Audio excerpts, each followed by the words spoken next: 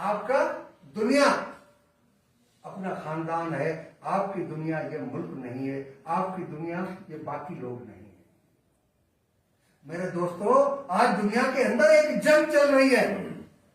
America अंदरूनी मुल्क 19,000 अरब dollar का मकरूज हो चुका है, अपने मुल्क का पेंशन फंड इस्तेमाल कर चुका है।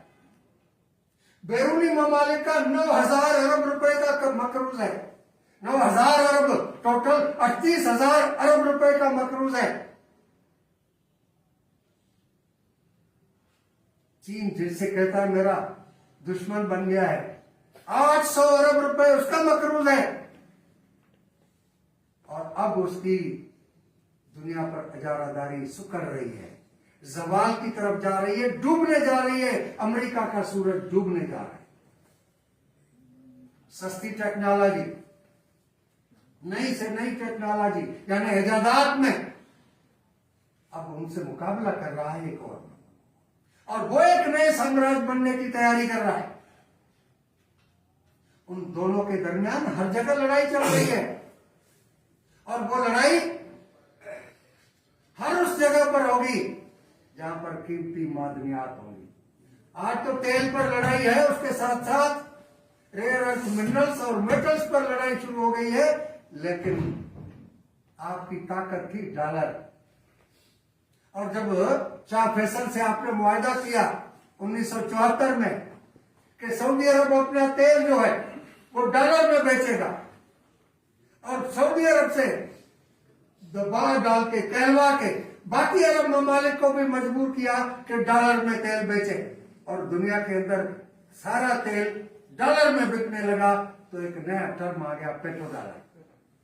और अमेरिका ने 75 में कहा कि अब हमें अपने करेंसी के वैल्यू के लिए सोना रखने की जरूरत नहीं है। उन्होंने अपना सोने से ताल्लुक तोड़ दिया, और डॉलर छापते गए, कागज छापते गए, दुनिया में भेजते गए, मकरूज भी करते गए, जंगे भी कराते गए। लेकिन आज एक तरफ अल्टरनेट एनर्जी की तरफ दुनिया जा रही है, दूसरी तरफ पेट्रोल और तेल जो है वो मुख्तलिफ करेंसीज में बिकने लगे। माडोरो का कसूर कौन सा था? कजाफी का कसूर कौन सा था? सद्दाम का कसूर कौन सा था? आमिरत है भाई, आमिरत पाकिस्तान में है। कौन सा आमिर है जो आपके आशीर्वाद के बगैर 4 दिन भी हुकूमत की है? दुनिया के तमाम ममालिक में देखिए, जो भी डिक्टेटर आके बैठा है आपकी मदद के बगैर कितने दिन जिंदा रहा है? नहीं, मंशियात एक्सपोर्ट करते थे पूरी दुनिया में। पता है, लातीनी अमेरिका हो, अफगानिस्तान की जंग हो, इस जंग में आपने मंशियात एक्सपोर्ट की है, उन प्राक्सीज को मंशियात का रास्ता दिया है, फैक्ट्रीज बना के दिए हैं कि बनाओ हीरोइन, दुनिया में बेचो, माल कमाओ, असला खरीदो, हमारी जंग लड़ो। तो फिर झगड़ा क्या था? झगड़ा ये था कि सदर माडोरो अपना तेल युआन में बेच रहा था, चीनी करेंसी में बेच रहा था। 303 अरब बैरल का जखीरा रखने वाला मुल्क जो है वो अगर युआन में तेल बेचता है तो डॉलर मरा या बचा? मर गया। सद्दाम की क्या कसूर था? सद्दाम का कसूर यह था कि उन्होंने ऐलान कर दिया कि मैं तेल बेचूंगा यूरो में, तो उसको मार दिया। कजाफी का कसूर क्या था? कजाफी का कसूर था कि उन्होंने अफ्रीकन गोल्ड के नाम से नई करेंसी मुतारिफ करानी चाहिए और कहा कि हम तेल की तजारत उसमें करें। ये तो हुई तेल की तजारत। बाकी दुनिया के अंदर तजारत जो है वो भी कोई 60 के करीब ममालिक मुआहदे कर चुके हैं कि लोकल करेंसी में अपनी तजारत करेंगे। इसकी मानी डॉलर का सूरज गुरूब हो रहा है और मरता तो क्या न करता। अब अमेरिका जो कर रहा है वो वही है जो मरता क्या न करता। और भाई उस मरते को आप जाके सहारा दे रहे हैं। जो पाकिस्तानी अवाम का कातिल, दुनिया के अवाम का कातिल, और बहुत सारे हमारे बेवकूफ अमेरिका बरदार समझकर समझते हैं कि अमेरिका हमें आजादी दिलाएगा। अमेरिका गुलामी का अलंबरदार है, आजादी का अलंबरदार नहीं है।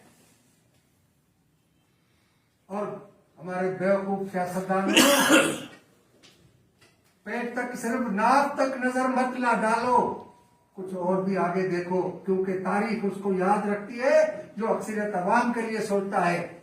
लेकिन निजाम ही ऐसी चीज है मेरे दोस्तों, सरमायादाराना निजाम इनफरादियत पसंदी सिखाता है, सेल्फिशनेस, खुद परस्ती, अपने मुतालिक सोचने पर मोहर बनाता है। उसके मुकाबले कौन सा निजाम है? सोशलिज्म, जो इंसान को इनफरादियत पसंदी से निकालता है, जात से निकालता है, इज्तिमायत की तरफ ले जाता है। और आज सरमायादारी निजाम कहां पहुंच चुका है मेरे दोस्तों? आप और हम तो बुरे हाल में थे, थोड़ा सा बुरा हाल और हो गया, मजीद हो गया। ये बुरा हाल है यूरोप का, बुरा हाल है अमेरिका का, कि जहां पर हजारों की तादाद में, लाखों की तादाद में अब शेल्टरलेस, बगैर घर के लोग फुटपाथों पर और जंगलों में जाके रहने लगे। अमीर कौन हो रहा है? ये एक रिकॉर्ड की बात है। नौजवान भी बैठे हुए हैं, इंटरनेट पर चलाने वाले बैठे हुए हैं। मैं आपसे एक रिक्वेस्ट करता हूं कि गूगल पर जाएं, जिस मुल्क का चाहें, लिखें कि ये कितना मकरूज है। इस वक्त दुनिया में करेंसी सबसे ज्यादा ताकतवर किसकी है? कुवैत। लेकिन कुवैत मकरूज है, सऊदी अरब मकरूज है, अमेरिका के कर्ज का जिक्र किया, चीन 19,000 अरब डॉलर का मकरूज है। ये सारे ममालिक मकरूज है। किसके मकरूज है? पाकिस्तान 78,500 से अरब रुपए से ज्यादा मकरूज है। कौन मकरूज है और किसका मकरूज है? मेरे दोस्तों, मकरूज हम हैं, मुल्क की अवाम है, और कर्ज किसका है? उस अशराफिया तबके का जिन्होंने तिजोरियों में पैसा जमा किया। इसलिए आओ मिलकर लड़े मेरे दोस्तों। आज तो इन्होंने ये भी दरवाजे बंद कर दिए कि वोट के जरिए कुछ तब्दीली लाएं। खुद सरमायादार इदारों ने रिसर्च करना शुरू की है कि ये जो इंतखाबी जमहूरियत का निजाम है, जो सरमायादाराना निजाम ने हमें तोहफा दिया कि ये हमारा सियासी निजाम होगा, आपको मौका दिया जाएगा, जिस हुक्मरान से नाराज हो उसको हटा दे। हर 4 साल बाद, 5 साल बाद इंतखाब होगा और आपके हाथ में होगा अपना हुक्मरान बनाना। अब वो कहते हैं, वी डेमोक्रेसी वेबसाइट है सरमायादार दुनिया की, जाके उस पर सर्च करें। 1 नवंबर को रिपोर्ट जारी कर चुकी है कि 100 ममालिक में इंतखाबी जमहूरी निजाम का तजिया किया गया, 88 ममालिक में जमहूरियत रिट्रीट हुई। हम तो रो रहे हैं मार्शल लॉ से और फील्ड मार्शल से, लेकिन दुनिया में ये जमहूरियत पीछे जा रही है।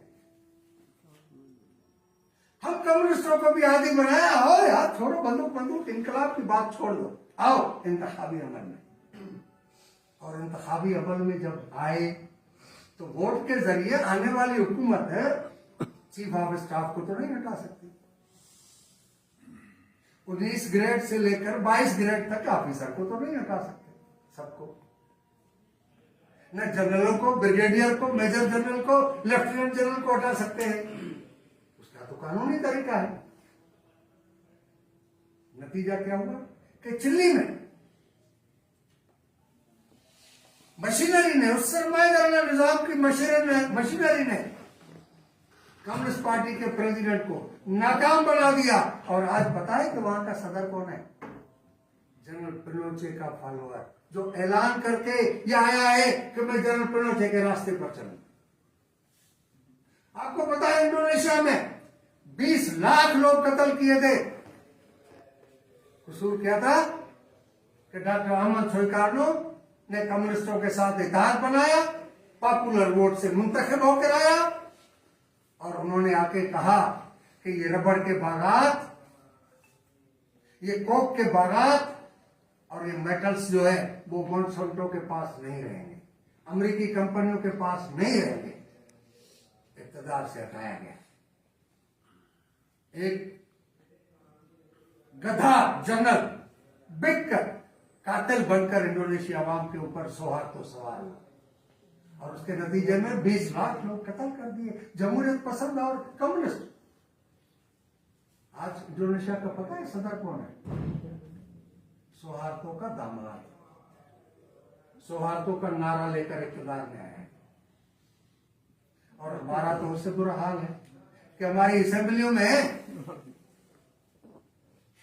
जब कोई बिल पास करना होता था तो फैज हमीद साहब को कहा जाता था, उसका पीएस जो है वो फोन करके मेंबरान से कहता था और मेंबरान टाइम होता था 11 बजे का तो 9 बजे दरवाजे पर आ जाते थे।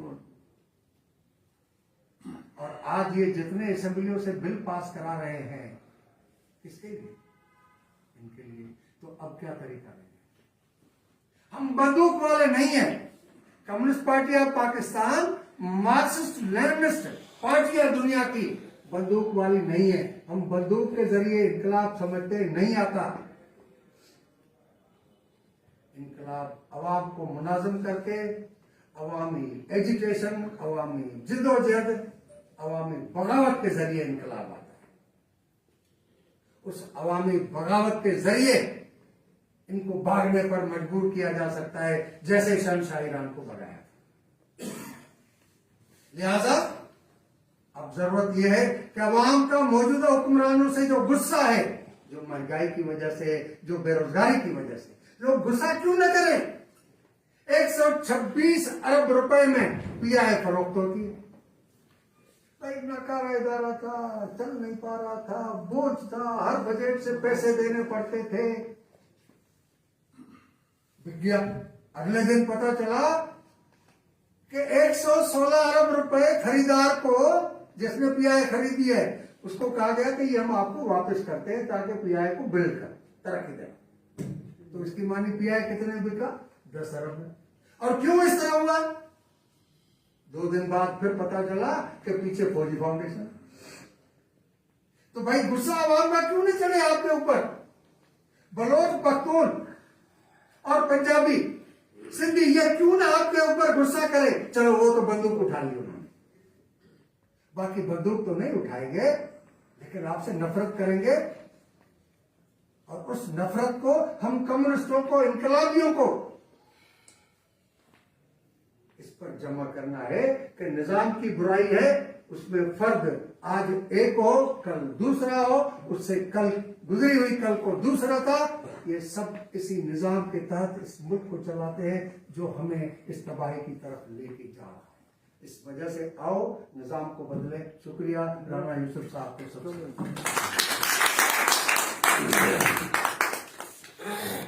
बहुत शुक्रिया दोस्तों। भी खाने का इंतजाम है, साथ हो गया जी। बाकी का बहुत शुक्रिया, आप आए और आपने सारी बातें सुनी, राणा साहब को जो तहसील पेश किया।